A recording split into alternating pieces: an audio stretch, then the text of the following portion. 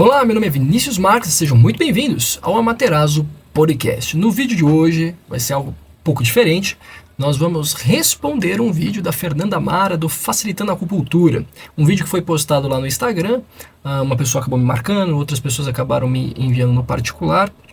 E eu resolvi que seria interessante fazer alguns comentários acerca do vídeo. Então, depois da vinheta, vamos nessa.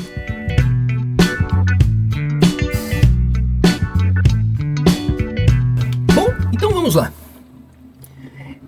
Eu recomendo imensamente que você vá lá no Instagram da Fernanda Mara, do Facilitando a Acupuntura, e cheque o vídeo. Assista por você. Analise cada parte do argumento dela, para que você possa chegar nas suas próprias conclusões, tá bom? Eu vou fazer uma pequena síntese aqui. Se a Fernanda estiver assistindo e eu for por um outro caminho, que não era o caminho que você quis dizer, você pode me corrigir, eu não tenho vaidade nenhuma, tá? Fica à vontade. Então vamos lá. Foram 3 linhas principais ali no argumento. A primeira linha, pessoal que dá dica simples para problemas simples e que trazem uma solução para as pessoas. E até aí, válido. Essa é a conclusão que ela chega. Então acaba trazendo um bom resultado para o paciente, etc. Ok, certinho. A segunda linha de raciocínio que ela apresenta já é a linha problemática, que é a seguinte. Olha, tem gente que dá dicas simples para problemas complexos e isso pode acabar resultando num problema para o paciente. E aí a gente não pode deixar barato. Então essa é a segunda parte do argumento. A terceira parte, ela fala, meio que tentando trocar as palavras ali, porque eu não lembro perfeitamente quais foram as palavras que foram utilizadas, mas concluindo, os maus só ganham espaço porque os bons deixaram barato. Então tá na hora da gente, que é profissional da coisa, se unir e dizer, isso aqui tá errado. Isso aqui não é assim. E não se deve fazer desse jeito. Certo? Então, esses 3 pontos de argumentação, você pode concordar, discordar, fique à vontade aí. Quero muito saber a sua opinião a respeito disso. Mas eu queria incluir outras coisas dentro dessa mesma linha de raciocínio que ela foi. Sim, tem muita gente falando papagaiada na internet. Muita gente falando groselha, falando coisa que não está escrito em lugar nenhum, que não é uma diretriz da Federação Mundial, que você não encontra nos textos de renome da medicina chinesa. Mas o Zequinha falou. Não interessa. Então, não tem sustentação teórica para aquilo. Tá cheio de gente. Tá gente falando coisas que são francamente absurdas, como ela mesma pautou. Ela disse, tem gente dizendo que se apalpa o pericárdio 8, dou risada de tão absurdo que é. E você pode cessar ali um ataque cardíaco. O outro que ela mencionou, se não me engano, foi o pulmão 9, né? Para um ataque de asma. E que ia cessar, vai lá, palpar. Pô, pelo amor de Deus, vai ficar apertando aqui, vai passar? Claro que não. Tá? Claro, isso é um problema. Mas, outra coisa que eu gostaria de trazer é o seguinte. Esta pessoa que está lá na internet falando essas coisas, ou ela está cometendo um crime por falsidade ideológica, ou existe um outro problema aí, que ela é certificada. Alguém deu um diploma na mão dela. Alguém deu um diploma dizendo, olha, esta pessoa está apta para o mercado de trabalho. Eu estou dizendo que esta pessoa, por definição, agora é uma acupunturista.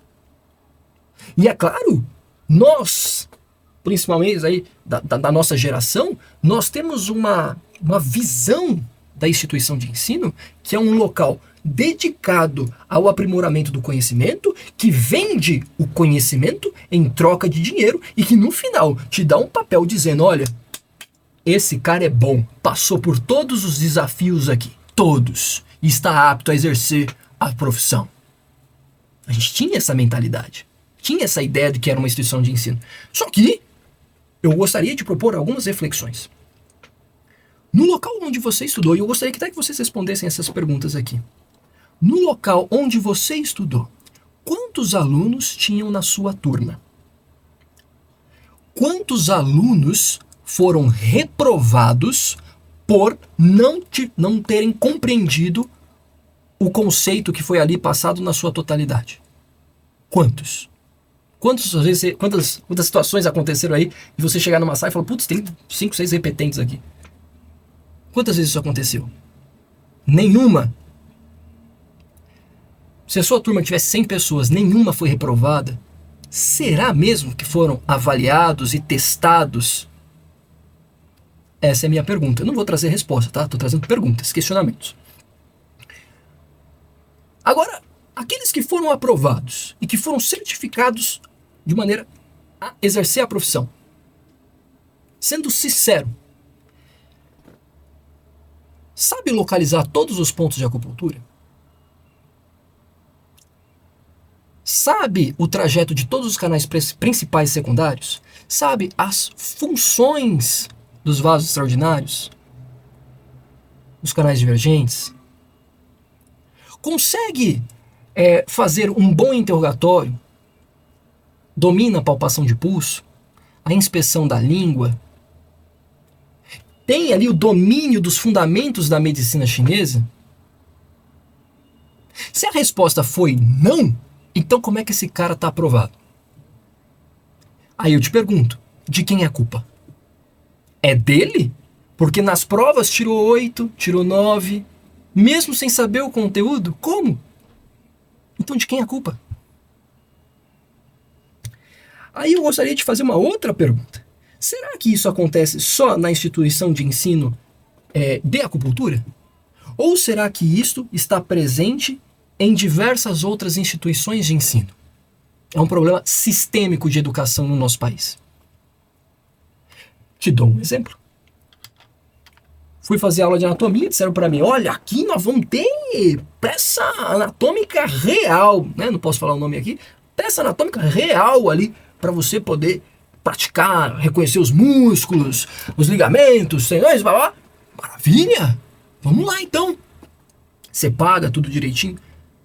Vamos ver a peça real? Totalmente comprometida. Falta músculos que foram retirados, ligamentos e tendões totalmente deteriorados, peça tão antiga, mas tão antiga, que parecia até desrespeito com aquele que ofereceu o corpo. Aí você fala, pô, vou para as peças de plástico, né? Os ossos quebrados. As peças que demonstravam ali o corpo e o sistema muscular tinha números. Aí você fala, pô, deve ter um manualzinho. Bacana, cadê o manual? Não tem. Ah. Mas que músculo que é esse? Então, possivelmente é esse. Ah, então possivelmente eu saia daqui sabendo alguma coisa. E só para ficar claro, tá? Tenho certeza, é provável que seja, possível que seja. Você entende o comprometimento do sistema de ensino? E aí você fala, então é na área da saúde? Não, também. Há esses problemas na área de exato. Por exemplo, para pagar a faculdade, eu era projetista de análise de risco de explosão. E quantas vezes fui dar aula, né, ensinar, e o cara falava, mas eu faço isso há 10 anos e nunca aconteceu. Tá na norma, amigão. Você é obrigado a fazer. Eu não tô te sugerindo. Não, mas eu nunca fiz, então não vou fazer. Então, será que o problema educacional é pontual ou é sistêmico? Será que em um determinado momento paramos de vender conhecimento para vender papel? Esta é a minha pergunta. Pois eu te garanto, agora eu vou falar da minha experiência, eu aprendi muito mais sozinho do que sentado numa sala de aula. Principalmente em relação à medicina chinesa. Mas muito mais sozinho. E ao contrário, fui percebendo que muitas das coisas que me falaram estavam erradas. O que é pior. O que é pior. E quando não, percebia que eu estava sendo direcionado em um determinado caminho, ao invés de me mostrarem que existiam várias possibilidades. Como se uma única pessoa detivesse todo o conhecimento. E não é assim. Como assim, professor? Como assim? Não entendi. Bom, te dou um exemplo. Vamos pegar dos clássicos. Já morreram, não vou ter processo. Então, olha só. Se você pegar lá o Imperador Amarelo, existem trechos do livro que dão a entender que o triplo aquecedor tem forma. Existem trechos que dão a entender, quando ele compara, por exemplo, texturas de certas partes do corpo com a textura do triplo aquecedor. Aí vem o Classe das Dificuldades e diz, não, o triplo aquecedor não tem forma, só que também fala que o pericárdio não tem forma. Aí um texto que vem depois, ele diz o quê? Não, peraí, o triplo aquecedor não tem forma, beleza, mas o pericárdio tem, é uma membrana, reveste o coração, tem a coloração mais avermelhada, um tom mais amarelado também. Beleza? Então o que você vai percebendo? A verdade, ela vai mudando com o tempo. Então, um bom profissional tem que ser um bom pesquisador. Aí vem outra pergunta. A sua instituição de ensino te ensinou a ser dependente dela ou a caminhar com as próprias pernas? Então essa é outra questão. Tá? Eu vou parar, porque o interfone tocou, então vai ter um corte. Desculpa aí o corte, tá, gente? É que, né, tocou ali o interfone, tive que atender, não tem jeito. Então, voltando para que a gente estava conversando, é importante que você saiba ir atrás da informação por você mesmo, para que você possa construir o conhecimento diante de tanta coisa que já foi apresentada ao longo do tempo, tá? Agora, passando para o próximo tópico daquilo que eu tinha para falar, eu te pergunto, será que isso é só um problema do sistema educacional no nosso país? Ou será que isso é um problema muito maior? Eu vou te dar um caso, e aí você pode pensar por si mesmo. Tinha um garoto que estudava no ensino fundamental e que sofria bullying. Tá? É um caso real. Tá? Apanhava. Ele foi na professora, contou, não aconteceu nada. Foi na diretora, contou, não aconteceu nada. Foi nos pais, contou, os pais, a mãe, né? Foi na escola, falou, não aconteceu nada. Concluindo, os garotos pegaram esse menino, levaram para o banheiro e o espancaram. Espancaram, a palavra é essa. Tá? Bateram. Bateram tanto, tá? Que comprometeu até a estrutura da coluna da criança. Aí a mãe levou o garoto no hospital. Aí deram um remedinho e mandaram para casa. O garoto não melhorava, continuava a piorar. Ela levou o garoto no hospital dia após dia. Uma semana depois, o garoto se foi. Aí a mãe vai na polícia. E o delegado falou o quê?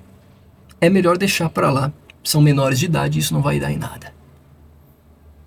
Conclusão da história. A única pessoa que fez a coisa certa foi a pessoa que foi punida. Com o resto não aconteceu nada. Aqui falhou a educação dos pais. Falhou a educação da escola.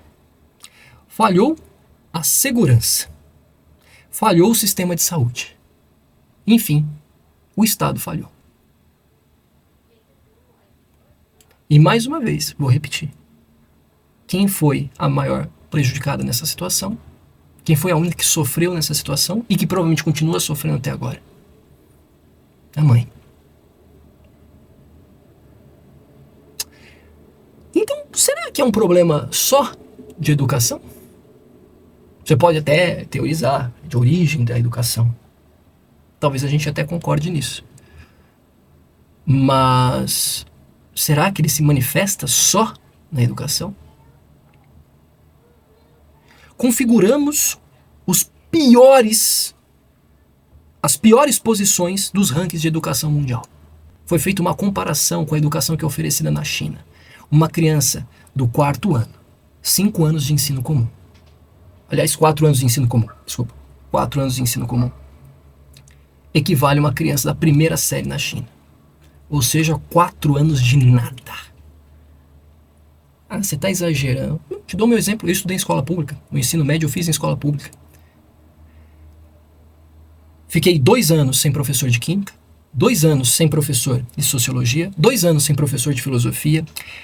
No último ano apareceu um professor de geografia que nos deu 2 aulas no ano inteiro e depois não foi mais. Um professor de DAC de matemática que preparava para o vestibular, que nos deram a primeira aula e depois não foi mais.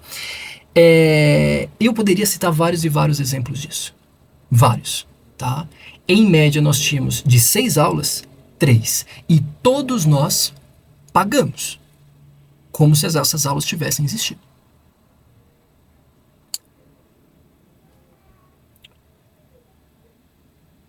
Então, é complicado. Aí você vai perguntar, talvez, e qual é a solução? Então, eu acho que eu não tenho tanta esperança assim. De verdade, eu acho que não tenho tanta esperança assim. Eu acho que nesse mundo não tem justiça. Esse mundo é o que é. Então algumas pessoas se preocupam, assim como a Fernanda, em fazer um trabalho de qualidade. Outras pessoas não estão nem aí. Não estão nem aí. E não há nada que possa ser feito. Esta é a minha opinião. Tá? Porém, eu não gosto de terminar com uma opinião que tende a separar mais do que agregar mais. Então eu não vou ficar com a minha opinião, porque eu sou falho mesmo. Então eu vou terminar dizendo o seguinte: acho que é a única vez que isso aqui vai acontecer, tá? Eu não gosto de ficar falando da minha opinião, da minha visão de mundo, essas coisas assim, não gosto, tá? Eu prefiro guardar pra mim mesmo. Quando eu comento mais com a minha esposa, com meu pai e tal. Então eu vou dizer o seguinte: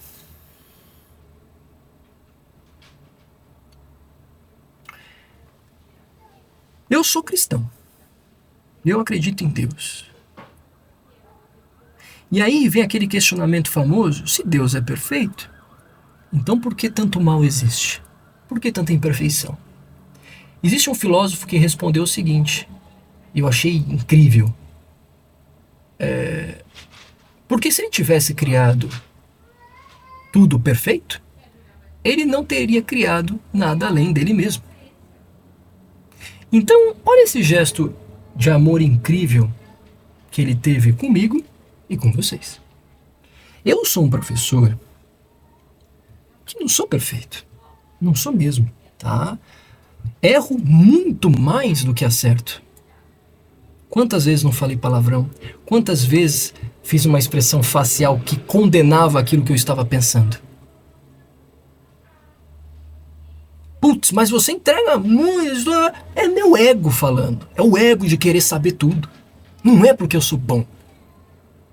Não é por isso. Tá?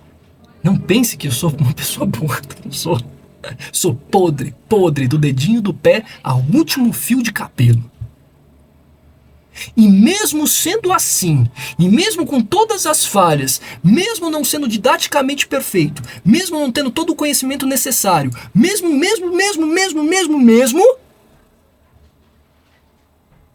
Deus olhou para mim e falou: para você ser feliz, a sua felicidade é tão importante para mim,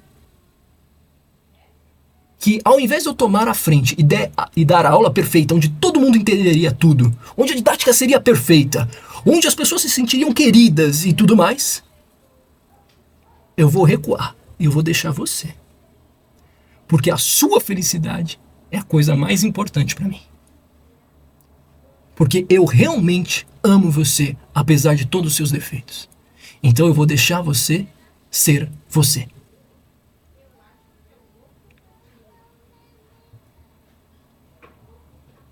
Fez por mim, fez por você. E fez por todos nós. Tempos atrás, eu fiquei muito doente. Porque eu sentia raiva até os ossos. Porque cortaram a carga horária das minhas aulas e eu sentia que eu não podia dar mais a aula com a qualidade que eu achava que eu devia. Eu sentia raiva até os ossos. Aí teve casos de pneumotórax e tal, que aconteceram no nosso país, anos atrás, tá? Faz tempo. E eu fui ficando cada vez pior. Mas graças a Deus, eu não ligo mais para minha opinião de como as coisas deveriam ser.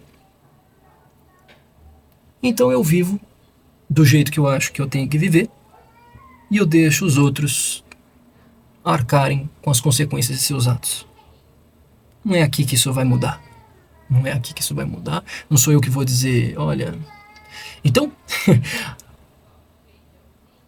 veja, eu não estou dizendo que mude de opinião, nem nada disso, tá? Quiser debater. Eu fiz isso, acabei de fazer isso. Só que eu estou dizendo para vocês, não vale a pena. Eu fiz isso. Eu briguei. Não vale a pena. Porque assim como aquela mãe, a pessoa que quer o certo vai ser a única punida. Então viva, deixe viver. E a justiça está na mão de outra pessoa. Uma pessoa que é perfeita. E aí não vai ter erro. Não vai ter erro. Tá bom? Então, Fernanda, eu entendo toda a sua preocupação. Eu sinto raiva. Eu senti raiva durante esse vídeo.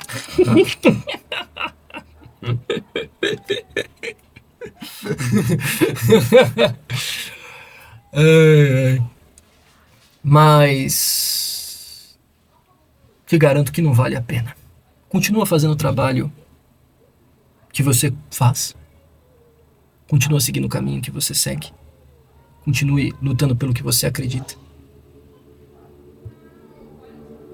Mas cuidado para não ser a única punida por querer a coisa certa. Tá bom? Muito obrigado. Se não quiser que fique esse vídeo aqui, é só comentar, eu tiro, não tem problema, tá bom? Muito obrigado para quem ouviu até agora. Eu peço desculpas por emitir opiniões, falar da minha fé e tal, essas coisas assim. Eu sei que vocês vêm aqui para ver vídeo de medicina chinesa. Eu evito ao máximo expor opinião. Nas aulas, né, no História do Grupo de Estudo, às vezes o pessoal fala assim, mas e na sua opinião? Eu falo, eu não dou opinião. Eu falo isso nas aulas, o pessoal até acha ruim. Não, mas eu queria saber e tal. Não gosto de emitir opinião. Não gosto. Tá? Porque sempre se tem mais a perder do que a ganhar. Então, é isso, gente. Obrigado. A gente se vê no próximo vídeo. E como ela comentou de fibromialgia, eu vou fazer um vídeo sobre fibro. Não, né? Porque não cabe em um vídeo. Como ela falou, realmente é muito complexo, tá? Então eu não vou fazer um vídeo. Serão vários, tá? Para poder compreender de fato o que é aquilo. Tá bom? Gente, muito obrigado, um grande abraço e a gente se vê. Tchau, tchau.